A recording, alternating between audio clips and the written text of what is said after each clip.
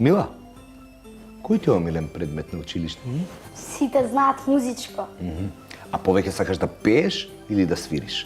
Па, учам да свирам клавир, а да пеам многу сакам.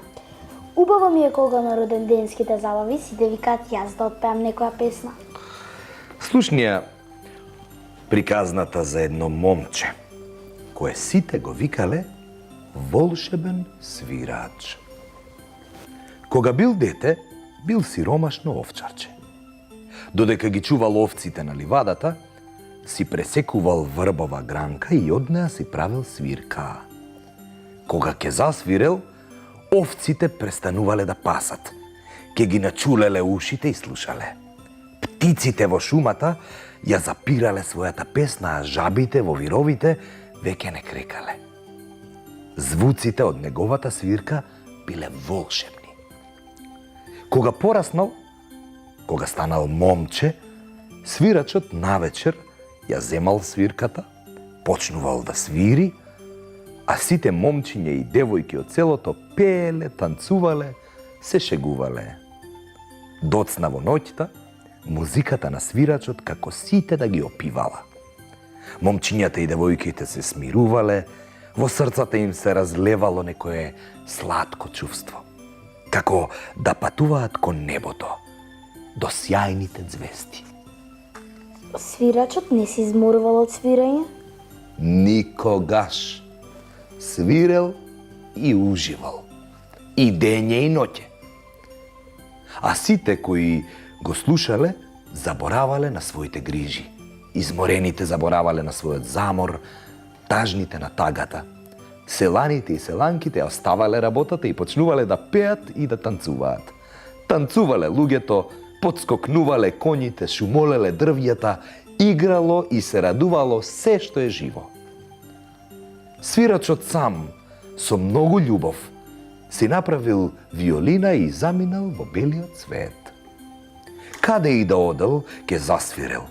Луѓето ке го нахранеле, ке го нагостеле како најмил гостин и згора на тоа по нешто и за пат ке му даделе. Долго време свирачот одел по светот. Свирел на виолината и ги разнежнувал добрите луѓе.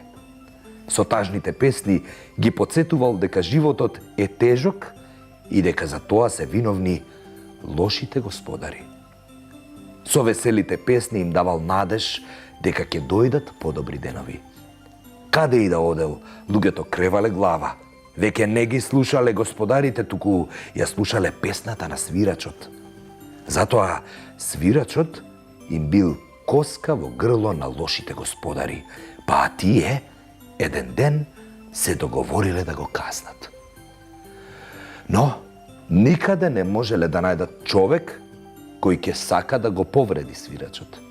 Барале, но луѓето или го сакале свирачот, или се плашеле од него, мислејќи дека е волшебник. Еден ден, лошите господари го побарале ѓаволот. Ѓаволот? Страшно. Многу страшно. Ѓавол како ѓавол. Веднаш се согласил да најде начин да го казни свирачот. Направил ужасен план. Еден ден, свирачот се шетал низ шумата и уживал во песната и звуците на шумските птици. Одеднаш, 12 гладни волци му го попречиле патот. Ѓаволот ги пратил. Волците почнале да штракаат со забите. Очите им светеле страшно како жарчиња. Крвта можела да му се заледи на човек од нивниот зверски поглед. Свирачот немал со што да се брани. Во торбата имал само виолината. Леле, ми дојде крајот, помислил тој. Чудна ли судба? Никому ништо лошо немам направено, а зверови ќе ме јадат. Свирачот ја зел виолината, го симнал погледот, не можел да гледа во очите на злото и почнал да свири. Виолината како жива прозборела, милозливи, пријатни, но продорни звуци се разлеале низ шумата и се замрело. Не трепнувал ниту лист. Волците застанале со отворени усти.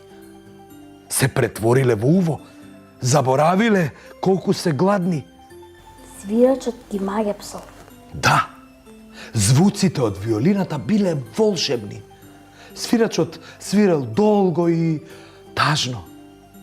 Кога ја завршил својата песна, ги отворил очите и... чудо! Волците исчезнале, заминале некаде длабоко во шумата. Ти благодарам, моја виолино, што ми го спаси животот, прошепотел свирачот и го бакнал својот верен инструмент. Потоа седнал во тревата и свирел. Свирел се до раните зори свирел. Во неговата волшебна песна уживале и земјата и небото. Звездите летале и танцувале, облаците пловеле по небото, а рибите толку се заиграле што реката зоврела како вода во грне.